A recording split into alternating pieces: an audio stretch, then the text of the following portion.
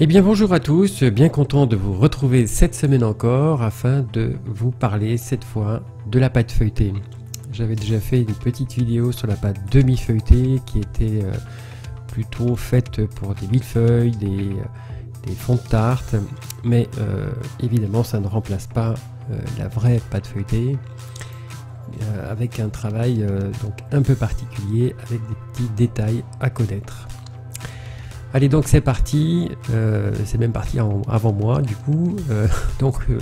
Pesez la farine, le petit morceau de beurre et l'eau, le sel, et vous pétrissez tout ceci. Alors le beurre un petit peu, pas fondu, hein, mais simplement vous tapez un petit peu dessus là pour le ramollir et ça ira très bien. Alors ce petit morceau de beurre, à la base ce n'est pas obligé d'en mettre, mais il a une importance qui est très importante. Et ça, il faut le connaître, parce que vous allez peut-être avoir un souci qui est que une fois que vous cuisez votre pâte feuilletée, elle rende du beurre, du gras. Et il y en a partout sur la plaque. Et on se demande pourquoi ça fait cet effet-là. Eh bien, ça vient du fait qu'il n'y a pas de beurre dans la pétrie. Il faut mettre ce petit morceau de beurre. Alors, c'est pas systématique, ça ne se fait pas tout le temps. Mais ça ne le fait plus du tout quand vous avez ce petit morceau de beurre dans la pâte au départ. Je ne parle pas du beurre de tourage à laquelle on va réaliser le feuilletage, c'est vraiment ce petit morceau de beurre dans la pétrie. Ensuite, un petit mot sur la farine. Cette farine, pas trop de gluten dedans, alors une type 55. En fait, il y en a qui mettent moitié type 55 et moitié 45. Et je pense que c'est une bonne idée. Je ne l'ai pas fait là dans cette réalisation, mais si on veut chercher un petit peu la petite bête, je pense que c'est effectivement une bonne idée. Le gluten, on en a besoin pour la force, et il en faut pas trop quand même, parce que sinon c'est une pâte qui va réduire au four. Pour éviter qu'elle réduise de trop, justement, s'il y a un petit peu moins de gluten, c'est pas une mauvaise idée. Voilà, bon, ça c'était pour chercher un détail qui peut être important, pas autant important que ce beurre dont je vous parlais tout à l'heure. Alors ensuite, cette pâte, cette détrempe, pour reprendre le terme exact de cette pâte, eh bien, c'est de pétrir très peu. Une fois que le mélange est réalisé, vous arrêtez. Il n'est pas question de donner de la force, de donner de l'élasticité, puisque toute cette force va être donnée dans le tourage.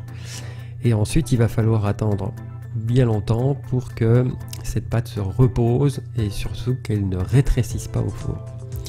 Et c'est ce qui se produit quand la détrempe est trop élastique. Donc il faut mélanger, mais il ne faut pas pétrir. Il faut bien faire la différence entre les deux, mélanger les éléments, vous obtenez une pâte, et une fois que cette pâte est obtenue, vous allez la pétrir. C'est vraiment deux temps distincts.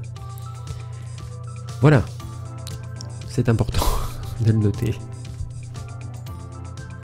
Alors en fait, j'ai arrêté un petit peu avant, je pétris très légèrement encore à la main cette fois, parce que la machine a tendance à moins bien mélanger les choses à la main, enfin, surtout en fin de pétrissage, et j'ai préféré donc le finir à la main que de le finir à la machine, toujours pour une question de ne pas trop pétrir. Ensuite, avec un couteau voilà, qui tranche bien, j'ai fait cette petite croix qui sert à éviter de donner de la force. Ensuite, filmez cette petite boule et mettez-la au frais pendant une demi-heure, de manière à ce qu'elle se repose. Pendant ce temps, le beurre, mettez-le au congélateur de façon à ce qu'il soit bien froid, moi que vous ayez un frigo qui soit bien froid, à 4 degrés par exemple, à ce moment-là c'est pas utile. Mais si vous avez un beurre un petit peu tiède, à ce moment-là on a vraiment besoin de frais. Moi je l'ai mis au congélateur, c'était pas assez froid, et donc alors il faut le surveiller, il ne faut pas non plus que ce soit congelé, et que ce soit bien froid. Les pâtes en général n'aiment pas le chaud. Ce qu'il faut comprendre aussi dans Le principe de la pâte feuilletée, c'est que pour que cela feuillette, il faut que ce beurre que l'on va mettre à l'intérieur de la pâte reste bien séparé. C'est pas une fusion. On ne fait pas une brioche. Quand on fait une brioche, on mélange intimement le beurre avec les autres éléments, la farine, sel, sucre, etc. Mais c'est un mélange. Alors que ici, ça ne se mélange pas. En réalité, pour que ça feuillette bien, eh bien, il faut que tous les éléments soient bien séparés. C'est-à-dire la pâte d'un côté et le beurre de l'autre. Donc il faut que ce beurre, il faut le ramollir de façon à ce qu'il ait une consistance quasi identique à la pâte. Hein. Si vous avez une pâte assez ferme, donc il vous faut un beurre assez ferme aussi, donc bien froid. Si au contraire vous avez une détrempe qui est un petit peu plus liquide, enfin liquide, pas liquide évidemment, mais un peu moins ferme, et bien à ce moment-là il faudra travailler le beurre un petit peu plus longtemps pour que ce soit égal. Pardon. Si vous ne le faites pas, qu'est-ce qui se passe? Eh bien, si vous avez par exemple une détrempe qui est ferme alors que vous avez un beurre mou, eh bien votre beurre va passer à travers la pâte et là c'est la catastrophe parce que ça va coller partout sur votre table et c'est la garantie que ça ne fonctionne pas, que ça ne feuillette pas. Si vous avez au contraire un beurre dur avec une pâte molle, eh bien vous avez d'autres problèmes. C'est à peu près la même chose, c'est-à-dire que le beurre finit par traverser, la pâte devient beaucoup trop fine et ça va pas. Donc c'est une habitude à prendre, c'est-à-dire vous commencez par regarder votre pâte, comment elle est, est-ce qu'elle est ferme, pas trop ferme. Alors ça dépend de la quantité d'eau, là aussi. Je vous ai donné une quantité d'eau qui est en principe bien, mais je dis en principe parce que la farine ne boit pas toujours la même quantité d'eau elle aussi. Donc quelquefois, et vous l'avez vu peut-être tout à l'heure, j'ai rajouté un petit peu d'eau de façon à la régler, c'est-à-dire à ce qu'elle soit ni trop dure ni trop ferme. Voilà, donc oui, il y a peu d'éléments, mais les éléments entre eux sont importants. Une fois que vous avez que votre beurre est donc bien tapé, qu'il est suffisamment mou, relativement ferme quand même, et bien vous commencez à le mettre à l'intérieur de votre pâte. Je ne sais pas si vous avez remarqué, mais j'ai laissé une base un petit peu plus épaisse sous le beurre, de façon à ce que quand on va replier les 4 parties, on ait environ la même épaisseur, aussi bien en haut qu'en bas. Étant donné que je vais mettre 4 couches de pâte, ça va être épais, alors que dessous ça l'est pas. Donc il faut veiller à ça, à ce que la base soit assez épaisse, et vous aplatissez relativement bien vos 4 parties, de manière à ce que quand vous les repliez, vous ayez la même, ou à peu près la même épaisseur. Voilà, une fois qu'on en est ici, commence le travail du tourage.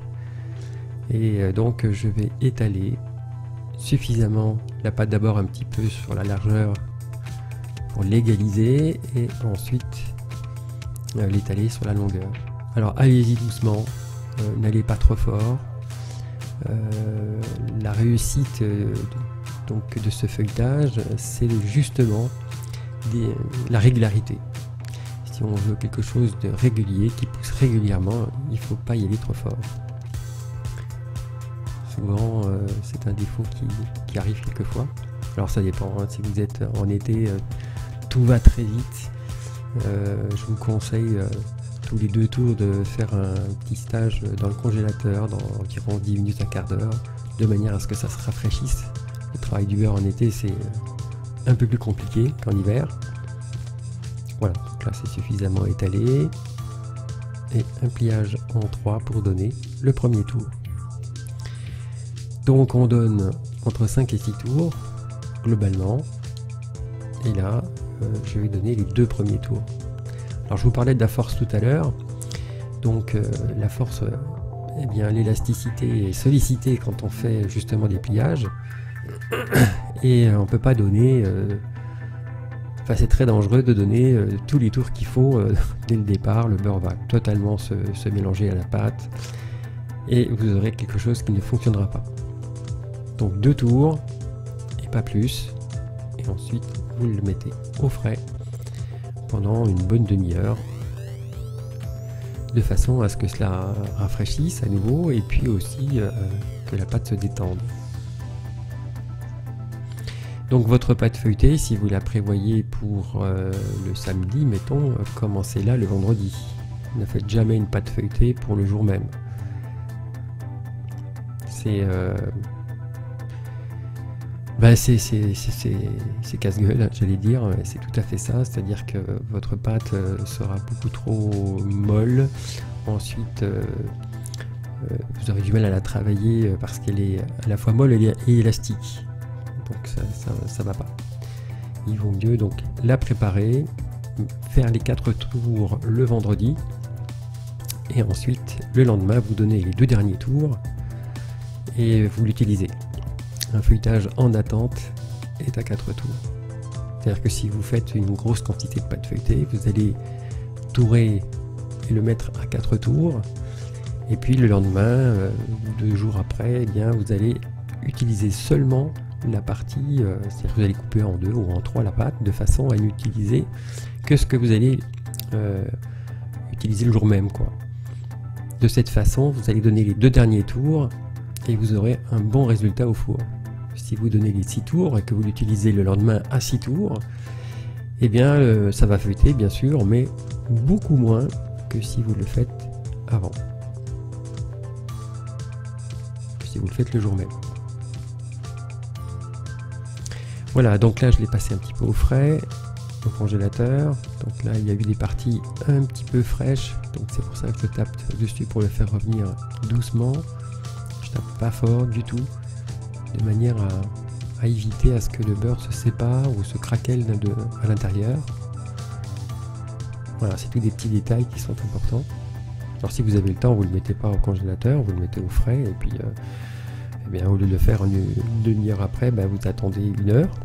Donc c'est vraiment quelque chose à intégrer dans votre journée de travail.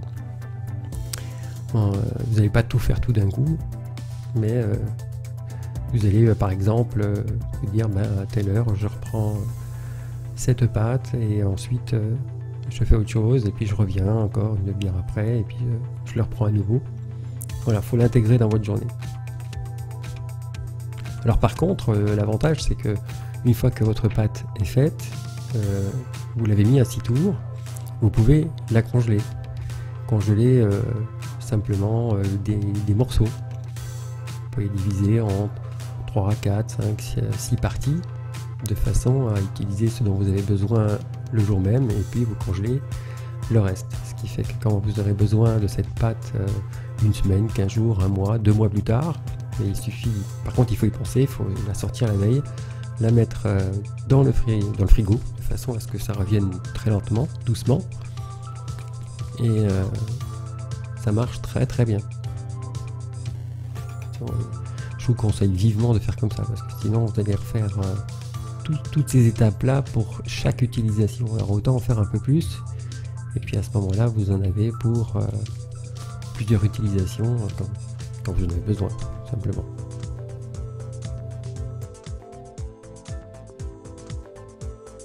Allez, j'accélère un petit peu le processus. C'est la même chose. Alors un petit détail aussi important, je replie un peu les bords de manière à faire quelque chose de droit et c'est surtout pour que le beurre soit partout présent.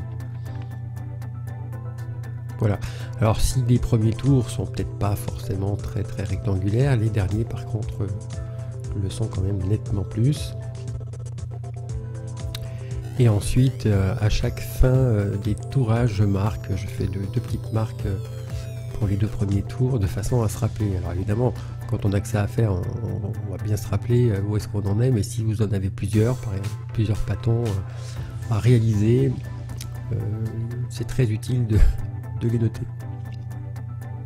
Surtout si on est dans une équipe, on est plusieurs à travailler, on ne sait pas ce qui a été fait auparavant. Donc là au moins on sait où on en est. Voilà, ensuite filmez bien de façon à ce que le feuilletage dans un frigo, bien ça finit par croûter. Donc c'est important de le filmer. Un linge ne suffira pas. Il faut vraiment du plastique pour arriver à avoir un bon travail, pour faire un bon travail.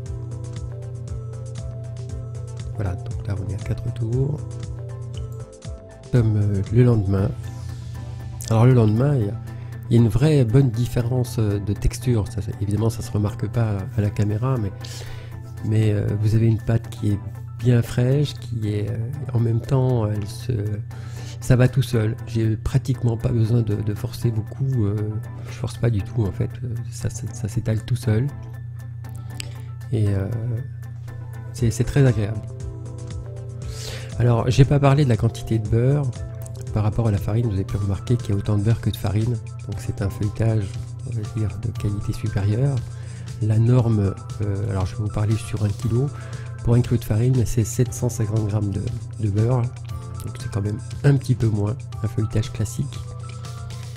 Là, on est dans une catégorie donc supérieure. Supérieure dans le sens du goût, évidemment. Et il y a un autre avantage aussi, c'est que, étant donné qu'il y a beaucoup plus de beurre, vous avez une pâte qui rétrécit moins au four. Ça aussi, c'est important. J'en ai une petite impureté. Voilà, donc les 2 derniers tours sont donnés. Et vous le remettez au frais pendant environ une demi-heure. Et ensuite, eh bien, vous pouvez réaliser ce que vous souhaitez. Alors moi, pour l'exemple, j'ai fait un vol au vent, ce qui est un petit peu un classique, évidemment, en pâtisserie. Mais c'est aussi le bon test pour voir si le feuilletage a bien été réussi. On doit voir les différents feuillets. On doit avoir quelque chose qui développe bien, beaucoup. Et voilà. Donc c'est le test et vous allez voir ce que ça va donner. Voilà, donc là j'ai pris la quantité dont j'avais besoin. Je vais l'étaler sur entre 5 et 6-7 mm d'épaisseur. Alors là aussi, hein, on se retrouve avec une pâte qui est fragile. Allez-y doucement, de façon à pas trop écraser donc tous les feuillets qui ont été créés. Donc pour rappel, ce qu'on a là, c'est un mélange de pâte et de beurre. Et les choses sont toujours bien séparées. Si ça fusionne, ça ne monte pas, ça ne se développe pas et les feuillets, bah, vous les avez pas ou peu. Le développement, au lieu d'avoir 3-4 cm de développement, bah, vous en avez pas 3-4, peut-être plus que ça, hein, suivant ce que vous faites. Bah, vous avez la moitié moins. Les palmiers aussi sont des bons tests pour voir si une pâte feuilletée a été bien réussie. Les 2 derniers tours, au lieu de les faire à la farine, vous les faites dans le sucre. Et ensuite, il y a un pliage spécifique pour faire donc les palmiers. Mais si vous faites une pâte feuilletée qui a été ratée, ça développe pas beaucoup, très peu. Voilà.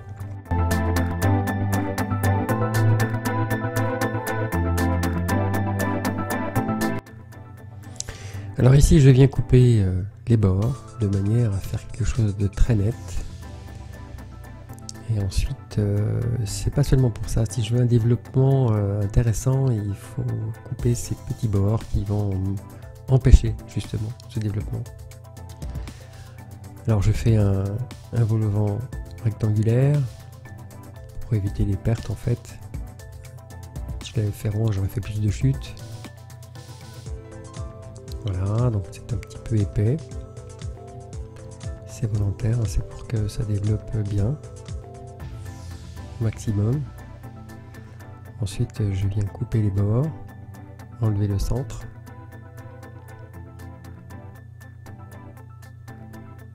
Voilà. Faites des coupes nettes les plus franches possibles. Voilà donc. Alors, je vous montrerai aussi un petit détail important à propos des chutes. Comment travailler les chutes. Il faut absolument éviter de les pétrir là aussi, hein, puisque toujours pour cette histoire de feuillets, on a tout intérêt à les conserver telles quelles, le mieux possible. Enfin, je vous en reparlerai d'ici quelques minutes. Voilà, alors ensuite un petit peu de battu pour donner un petit peu la couleur. Et ensuite ça va coller. Ça va coller donc notre partie là-haut. Voilà. Voilà. Il n'y a plus qu'à l'ajuster.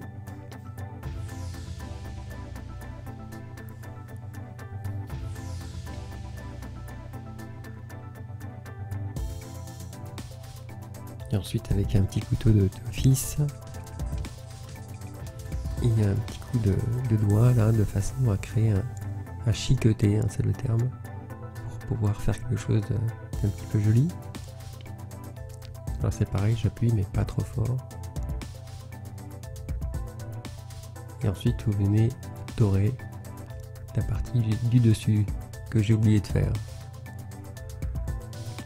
Voilà, alors côté cuisson, ah oui, donc là les chutes, posez-les et assemblez-les. Ne pétrissez pas. C'est un petit détail mais qui a son importance. Si vous pétrissez, vous mélangez tout, à la fois le beurre qui reste encore séparé, hein, faut pas l'oublier. Donc il vaut mieux les assembler, voilà, les unes avec les autres. Et ensuite vous pouvez faire un fond de tarte, vous pouvez faire des millefeuilles, ça marche très bien. Voilà, c'est un petit détail mais ça a son importance. Voilà, donc ça je vais le congeler. Je vous engage vivement aussi à faire de même, sauf si évidemment vous en avez besoin, mais la congélation ça vient très très bien. Alors côté température, j'ai cuit à 180, enfin 200 degrés d'abord, de manière à donner un petit choc thermique, et ensuite donc 200 degrés pendant on va dire 20 minutes, et puis ensuite 180 durant 10 minutes pour éviter que ça prenne trop de couleur. Alors on voit bien les feuilletés, on voit bien le développement, et voilà, dans l'idéal c'est d'arriver à un résultat comme celui-là. Je vous souhaite à tous une excellente journée et je vous dis à très bientôt. Salut!